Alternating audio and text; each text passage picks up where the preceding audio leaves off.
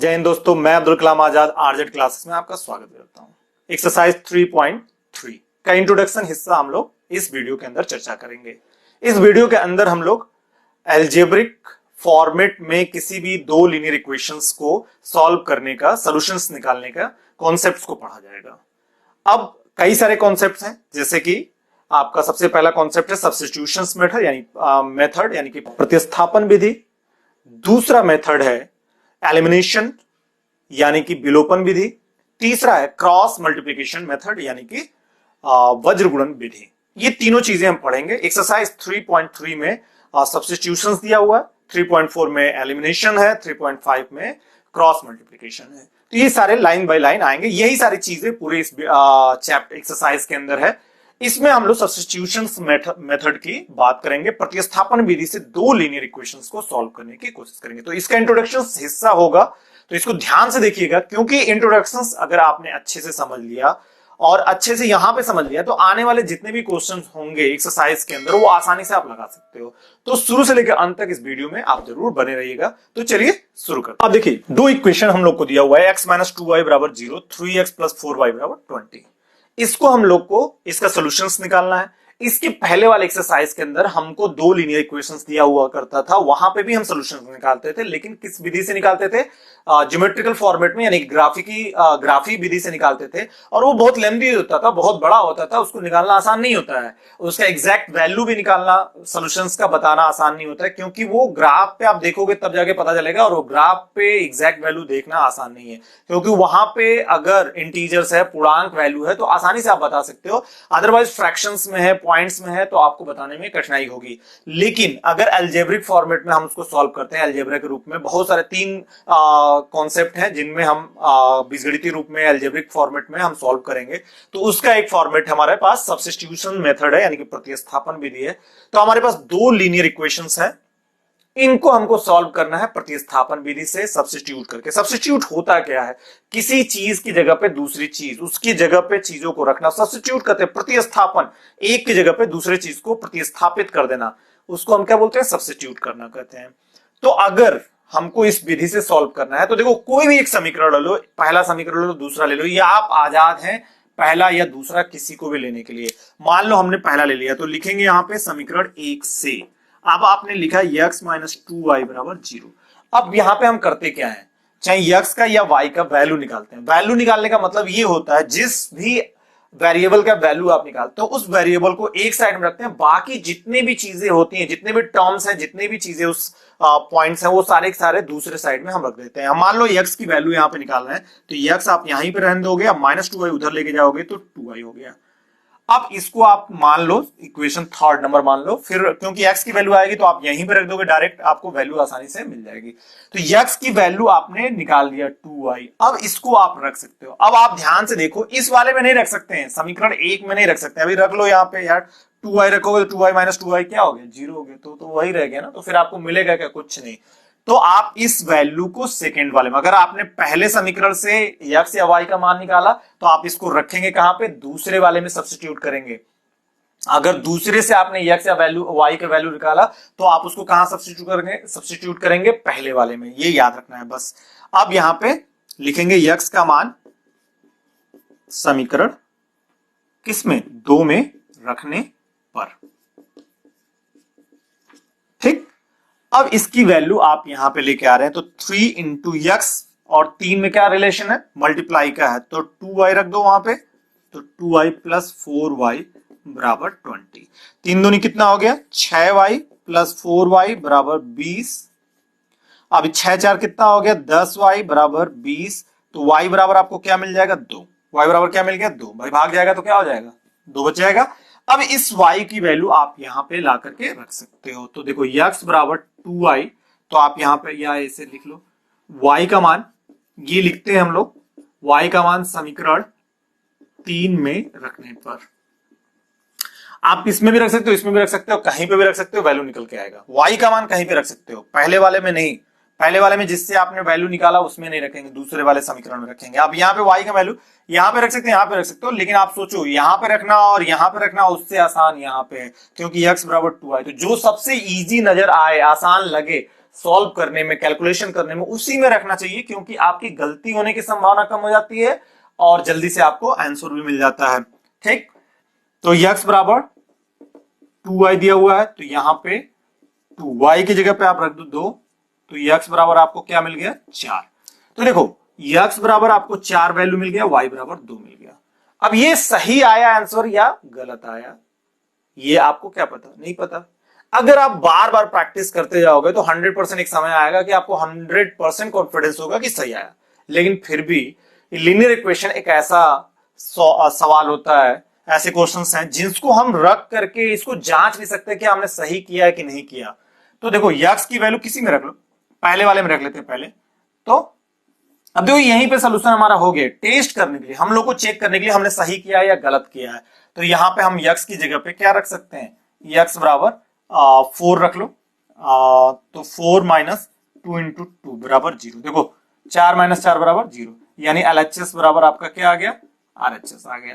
तो ये आपका पहला वाला आपने एक समीकरण में रखा और आपने इसको निकाल लिया, तो एलएचएस आरएचएस सही है। तो आपका सही हो गया, नहीं 50% आपने श्योर हो गए कि आपका ये जो आंसर है सही है। तो आप दूसरे वाले में भी चेक करेंगे, अगर दोनों में सही आ गया, दोनों के एलएचएस आरएचएस बराबर हो गए, तो आपके क्वेश्चन क्या हो गए, पूरा का पूरा सही हो गया। तो 3 इंटू एक्स का मान 4 प्लस 4 इंटू वाई का मान 2। तो देखो 3 चौको 12 प्लस 4 दूनी 8 बराबर 20। तो देखो एलएचएस और आरएचएस क्या हो गया, बराबर हो गया। तो एलएचएस आरएचएस बराबर, यानी कि आपने पहले वाले भी समीकरण में रखा एक्स और वाई का मान और दूसरे वाले भी समीकरण में रखा, दोनों सेटिस्फाई हो गए, यानी कि दोनों के लेफ्ट हैंड साइड और राइट हैंड साइड बराबर हो गए। और ऐसा होता है तो इसका मतलब आपने जो एक्स और वाई की वैल्यू लाया बिल्कुल सही है, करेक्ट है, ये आप चेक कर सकते हो कहीं भी, किसी भी लीनियर इक्वेशन के क्वेश्चन में आप चेक कर सकते हो। तो इससे क्या हो जाता है, आप फुल्ली कॉन्फिडेंस हो जाते हो कि आपके एग्जाम में एक नंबर भी कटने वाला नहीं है, पहली बात। दूसरी बात, जब आप बार बार प्रैक्टिस करते हुए क्वेश्चंस को और ध्यान से करते हुए अपनी कैलकुलेशन पार्ट को मजबूत बनाए रखोगे, तो ये आपको टेस्ट करने की भी जरूरत नहीं पड़ेगा और आपका बिल्कुल सही होता जाएगा। ठीक, इतनी सी बात है। तो ये चीज है। अब देखो यहां पे एक सोल्यूशन आया और हमने लास्ट एक्सरसाइज के अंदर पढ़ा था, जब एक सॉल्यूशंस आते हैं, यानी कि दो लीनियर इक्वेशन के यूनिक सॉल्यूशन आते हैं, तो वो दोनों रेखाएं क्या होते हैं, कंसिस्टेंट होते हैं या संगत होते हैं, और दोनों को एक दूसरे पे क्या करते हैं, प्रतिच्छेदी करते हैं। दोनों एक दूसरे को क्या करते हैं, प्रतिच्छेद करते हैं। ठीक, एक दूसरे को काटते हुए जाते हैं। तो इतनी पॉइंट, संगत होते हैं, जिसके सोल्यूशन होते हैं, सिंपल सी बात है, जिसके सोल्यूशन होते हैं वो संगत होते हैं। जैसे कि जो संपाती रेखा होता है उसके भी सोल्यूशन होते हैं, तो वो भी संगत होता है। और जो अद्वितीय हल होता है, यानी कि यूनिक जिसके सोल्यूशन होते हैं, वो भी आपका क्या होता है, संगत होता है। और ये इंटरसेक्ट करते हैं, दो रेखाएं एक दूसरे को प्रतिच्छेद करती हैं। तो ये चीजें पॉइंट है। ठीक, तो ये एक एग्जांपल हमने समझ लिया। अभी देख लो ध्यान से, यही चीजें हम लोग को नेक्स्ट क्वेश्चंस के अंदर करना है। क्या करना है, दो इक्वेशंस दिया हुआ है, कोई भी एक आपने उठाया, पहला स्टेप कोई भी एक लिया, समीकरण 1 लिया, समीकरण 2 लिया, उसमें x या y किसी की भी वैल्यू निकालेंगे, x या y। मैं ये भी ले सकता था, ये भी ले सकता था, लेकिन मैंने इसी को क्यों लिया, क्योंकि इसको निकालना आसान है, कैलकुलेशन नहीं करना था। x एक साइड में रह गया, y दूसरे साइड में चला गया। यहां पे लेके आता तो अगर इसको भी लेकर के मैं सॉल्व कर सकता था, तो इसको लेते तो क्या होता, ये तो उधर जाता ही जाता, फिर 3 से भी तो डिवाइड करना, फिर यहाँ पे फ्रैक्शन में होता, तो थोड़ा सा कठिनाई होता, बस और कुछ नहीं, होना तो उससे भी है।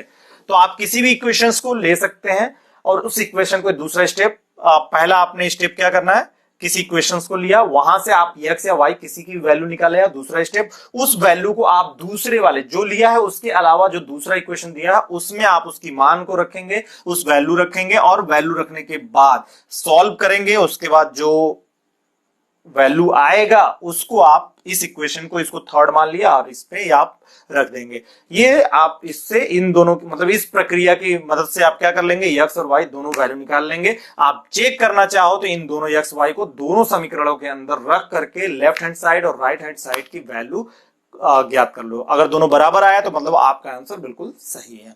ठीक, तो इतने सारे पॉइंट्स थे। चलिए नेक्स्ट एग्जांपल लेते हैं। अब देखो दो इक्वेशन दिया हुआ है, 2x प्लस 3y बराबर 9, 4x प्लस 6y बराबर 18। और आपसे बोल रहा है कि इसको आप क्या करिए, प्रतिस्थापन विधि से या सब्स्टिट्यूशंस मेथड के जरिए आप इसको क्या करिए, सॉल्व करिए और इसका सोल्यूशन निकालिए। तो हम लोग को क्या करना है, पहली बात कि किसी भी इक्वेशंस को हम ले सकते हैं, पहला या दूसरा, जो भी आपको इजी लगे आप ले सकते हो। पहला इक्वेशन लेते हैं, तो समीकरण 1 से, या आप लिख सकते हैं फ्रॉम इक्वेशन फ्रॉम इक्वेशन 1। ठीक, आप हिंदी में लिखिए, इंग्लिश में लिखिए, क्या फर्क पड़ता है, कॉन्सेप्ट आपको समझ में आना चाहिए। अगर कॉन्सेप्ट समझ में आ गया तो आप यकीनन इस सवाल, कोई भी क्वेश्चन आप आसानी से क्या कर सकते हैं, सॉल्व कर सकते हैं। तो समीकरण 1 क्या, फ्रॉम इक्वेशन 1। अब आपने ये ले लिया 2x प्लस 3y बराबर 9, राइट।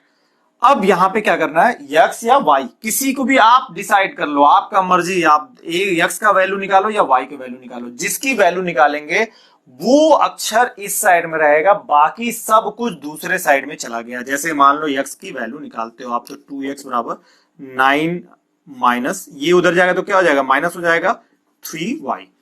अब यहाँ पे x की वैल्यू निकालना ना कि 2x की, तो 2 यहाँ पे होना चाहिए क्या, नहीं होना चाहिए, ये उधर जाएगा, तो x बराबर हो जाएगा 9 माइनस 3y बाई 2। तो ये आपका x की वैल्यू निकल के आ गया, इसको आप इक्वेशन 3 मान लो। अब इस इक्वेशन को देखो, आपने इसको कहां से डिराइव किया है, फर्स्ट से, तो आपको फर्स्ट वाले में नहीं रखना है, सेकेंड वाले में रखना है। क्या करेंगे, तो समीकरण 2 से या फ्रॉम इक्वेशन 2। ठीक, अब क्या करोगे आप, 4 x की वैल्यू आप, या सॉरी यार, अब क्या करो, इस x की वैल्यू आप क्या कर लो, सेकेंड में रख लो। तो x का मान समीकरण 2 में रखने पर, या आप लिख लो put the value of x in equation 2। ठीक, put the value of x in equation 2। अब यहां पे आप क्या कर लोगे, 4 इंटू x की वैल्यू आपने क्या निकाला, 9 माइनस 3y अपॉन 2। तो देखो ये ऐसे रहेगा, और आपका प्लस 6y बराबर 18। 2 से ये 4 कट गया, कितनी बार में, 2 बार में, 2 9 18 माइनस द्वितीय कितना हो जाएगा, 2 से 3 में मल्टीप्लाई करोगे 6y प्लस 6y बराबर 18। देखो 6y खत्म हो गया, 18 बराबर 18। अब बताओ आप कैसे निकालोगे, कुछ नहीं निकाल पाओगे। तो जब भी इस तरह का आ जाए, यानी कि सारे वेरिएबल्स खत्म हो जाए, यहां पे वेरिएबल्स खत्म हो गए, तो ये इसके कोई एक सोल्यूशन नहीं होने वाला है। कितने सोल्यूशन होने वाले, इनफाइनाइट। तो ये एक ऐसी रेखा है जो एक दूसरे के ऊपर क्या हो रही है, कोइंसाइड हो जा रही है, कोइंसाइड हो जा रही है। अब ये दोनों रेखा एक दूसरे के ऊपर संपाती हो गए या कोइंसाइड हो गए। ठीक, तो इसका मतलब आप क्या हो गए, इसके कितने हल होंगे, अनंत हल होंगे, इसके कितने सोल्यूशन होंगे, अनंत, इनफाइनाइट सोल्यूशन होने वाले हैं। क्यों, क्योंकि एक रेखा के हमने पढ़ा था कि इनफाइनाइट सोल्यूशन होते हैं, और जब दो रेखा दोनों एक ही के ऊपर है, एक दूसरे के ऊपर है, तो फिर वो एक ही रेखा जैसे कंसीडर की जाएगी, और उसके कितने हल होंगे, उसके कितने सोल्यूशन होंगे, इनफाइनाइट सोल्यूशन होंगे। और आप देखो तो जरूर, ये सब क्या हो गया भाई, दुगुना तो कर दिया गया, तो वही तो रेखा है, उसका दुगुना कर दिया गया, और इन दोनों का अगर अनुपात हम देखें तो देखो क्या है, 1/2 1/2 1/2। तो हमने पढ़ा भी था इसके लास्ट वाले एक्सरसाइज के अंदर, a1/a2 equal to b1/b2 equal to c1/c2। ये कब होता है, जब दो रेखाएं संपाती हो जाती हैं, कोइंसाइड होती हैं। और जब दो रेखाएं संपाती होती हैं तो क्या होता है, इनफाइनाइट सोल्यूशन होता है, पहली बात। दूसरी बात क्या होता है, वो कंसिस्टेंट होती है, यानी कि संगत होती है। तो ये पॉइंट्स आप याद रखिएगा। तो ये बात समझ में आया, यानी कि जब आप सॉल्व करते हुए, यानी कि दो इक्वेशंस दिया हुआ, दो इक्वेशंस को आप सॉल्व कर रहे हो और सारे वेरिएबल्स कट गए, और आपको सिर्फ कांस्टेंट वैल्यू मिला, और जो कि इक्वल है, इक्वल होना चाहिए, सही स्टेटमेंट है, ये 18 इक्वल टू 18 होता है। तो इस तरह के स्टेटमेंट्स आएंगे तो वो दो रेखाएं, ये दोनों रेखाएं क्या होंगी, संपाती होंगी, कोइंसाइड होगी, और ये संगत भी होगा, कंसिस्टेंट होगा।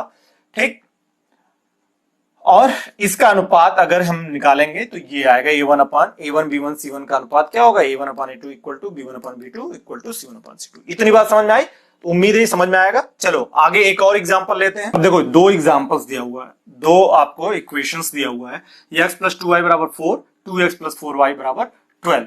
ये इक्वेशन आपका 1 है, ये इक्वेशन 2 है। अब इनका आपको क्या करना है, एल्जेब्रिक मेथड, यानी कि एल्जेब्रिक मेथड में कई सारे मेथड है, उसका सब्स्टिट्यूशंस मेथड के जरिए आपको, प्रतिस्थापन विधि के जरिए आपको इसका सोल्यूशन निकालना है। इस सोल्यूशन निकालने का मतलब x और y के ऐसे वैल्यू जो दोनों इक्वेशंस को क्या करें, सेटिस्फाई करें, दोनों को संतुष्ट करें। ठीक, तो अब आप कोई सा भी इक्वेशन ले लीजिए, पहला काम क्या करना, पहला स्टेप देखो, ये सारी चीजें मैंने आपको दो एग्जांपल्स बता दिए, तीसरा एग्जांपल है, और आपको हर सवाल इक्वेशंस के अंदर यही रूल फॉलो करना है कि पहला भैया एक इक्वेशन ले लो कोई भी, ठीक है, तो आप लिखो समीकरण 1 से, या आप लिखो फ्रॉम इक्वेशन 1, ठीक, इसको इक्वेशन समझ लेना आप लोग, ठीक। तो आप या हिंदी में लिखो या इंग्लिश में, कोई फर्क नहीं पड़ना है, समझ में आना चाहिए, राइट। तो x plus 2y equal to 4। अब यहां पे आपको क्या करना है, x या y किसी की भी वैल्यू निकाल सकते हैं आप, x या y वैल्यू जिसका निकालते हैं उसको आप लेफ्ट साइड में छोड़िए, बाकी सबको क्या करिए राइट साइड के अंदर लेके जाइए, और जिस वैल्यू, जिस लेटर्स का, जिस वेरिएबल का वैल्यू निकाल रहे हैं वो सिर्फ वही होना चाहिए, बाकी सब कुछ दूसरे साइड में होना चाहिए। तो यहाँ पे x की वैल्यू निकाल रहे हैं तो ये चला गया 4 माइनस 2y, ठीक, इसको आप थर्ड मान लीजिए। अब इस वैल्यू को आप समीकरण इक्वेशन सेकंड में रख लीजिए, इसमें नहीं रख सकते हैं, इसमें रखोगे देखो क्या हो जाएगा, x की जगह 4 माइनस 2y, तो 2y से खत्म हो गया, 4 बराबर 4, तो वो तो वही रह गया, कोई फायदा नहीं होगा। तो आप इसको दूसरे में रखेंगे, x का मान समीकरण 2 में रखने पर, या put the value of x in equation second, ठीक, put the value of equation of x in equation second में हो गया। अब आप इसको ले लीजिए 2x प्लस 4y, 2 x की वैल्यू 4 minus 2y plus 4y equal to 12, multiply कर लो, 2 चौको 8 माइनस 2 दूनी 4, 4y प्लस 4y बराबर 12, 4 से 4 कट गया, 8 बराबर 12, 8 बराबर 12 होता है क्या, नहीं होता, यानी कि ये स्टेटमेंट आपका फॉल्स हो गया। तो आप लिखेंगे यहां पे फॉल्स स्टेटमेंट, फॉल्स स्टेटमेंट या गलत तथ्य, ठीक। अब ये जब ऐसा आ गया, देखो ध्यान से समझने वाली बात है, ये 8 बराबर 12 यानी वेरिएबल्स तो कट गए, लेकिन जो ये आपका अंक कांस्टेंट वैल्यू बचा वो दोनों बराबर नहीं है, यानी कि फॉल्स है, गलत है भाई, 8 बराबर 12 थोड़ी नहीं होता, 8 बराबर 8 होता है। तो इस तरह का अगर आता है कुछ, इसका मतलब कि ये दोनों जो इक्वेशन है इसका कोई भी हल नहीं होगा। तो आप लिख सकते हैं दोनों समीकरण के कोई हल नहीं है, कोई हल नहीं है,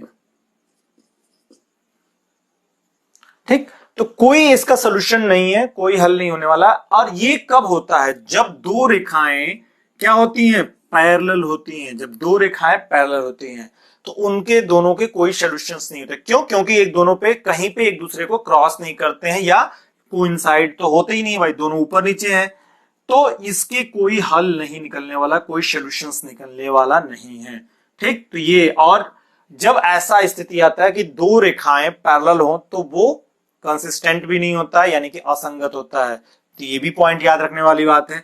और इनके A1 B1 का अनुपात क्या होता है, तो A1 upon A2 equal to B1 upon B2 तो होगा, लेकिन C1 अपान C2 नहीं होगा। तो ये सारी पॉइंट्स आपको याद रखने की वाली बात है, ठीक। उम्मीद है ये सारी चीजें समझ में आ गई होगी, उम्मीद है ये सारी चीजें आपको समझ में आ गई होंगी। हमने 3 एग्जांपल्स लिया, तो एक हमने क्या किया, ऐसे इक्वेशंस, दो लीनियर पेयर, हमने दो ऐसे लीनियर इक्वेशंस का पेयर लिया, ऐसे दो रैखिक समीकरण का पेयर लिया जिनके क्या हो गए, यूनिक हल होगा, उसका हमने एक सॉल्यूशन किया। हमने ऐसे दो लीनियर इक्वेशंस लिए जिनको, जो एक दूसरे पे क्या कर रहे हैं, कोइंसाइड कर रहे हैं, संपाती, उनको सॉल्यूशन, उनका सॉल्यूशन निकाला। फिर हमने ऐसे दो लीनियर इक्वेशंस लिए जो एक दूसरे के पैरेलल, उनका सॉल्यूशंस निकाला। ये सारे तीनों 3 एग्जांपल्स के जरिए हमने इन सारी चीजों को समझा। अब देखो इसी चीजों को हम लोग को एक्सरसाइज के अंदर सॉल्व करना है। स्टेप हमारा यही है कि दो इक्वेशंस दिया हुआ, कोई सा भी एक इक्वेशंस लेंगे और उस इक्वेशन से x या y की वैल्यू निकालेंगे। अब उस x या y की वैल्यू को सेकंड वाले इक्वेशंस के अंदर हम रख देंगे। भाई पहला लिया तो हमने सेकंड में रखना है, दूसरा लिया तो पहले में रखना है, जो लिया उसके अलावा वाला जो इक्वेशंस बचा उसके अंदर हम उस x या y की वैल्यू को रखेंगे। वहां से हमको दूसरी वाली यानी कि एक वैल्यू मिलेगी x या y किसी की भी, उस y की वैल्यू जो हमने थर्ड में माना था, यानी कि x या y जिसको भी मान करके आपने एक वैल्यू निकाला तो उस जगह पे रखेंगे, तो आपको दोनों इक्वेशंस का सॉल्यूशंस यानी कि x और y की वैल्यू निकल जाएगी। आप उसको चेक भी कर सकते हो, आप दोनों समीकरण के अंदर रख करके x और y अगर दोनों साइड को सेटिस्फाई करते हैं तो आपका सॉल्यूशन आपने जो हल किया वो सही है। तो ये इतनी सारी चीजें करना है, ये सारी चीजें हम लोग एक्सरसाइज 3.3 के अंदर ठीक देखेंगे। तो ये सारी चीजें हम लोग एक्सरसाइज 3.3 में देखेंगे। तो उम्मीद है कि आपको ये सारी चीजें समझ में आई होगी। इंट्रोडक्शंस बहुत इंपॉर्टेंट होता है, तो वेरी केयरफुली आप ध्यान से इसको देखिए जरूर। और नेक्स्ट वीडियो में हम एक्सरसाइज के साथ मिलते हैं, तब तक के लिए जय हिंद। अगर आपको वीडियो पसंद आया हो तो प्लीज लाइक करें, सब्सक्राइब करें अगर नए हमारे चैनल पर नए हैं तो, और अगर कोई भी दिक्कत हो तो कमेंट ऑब्वियसली आप कर सकते हो। चलो तब तक के लिए बाय बाय, धन्यवाद।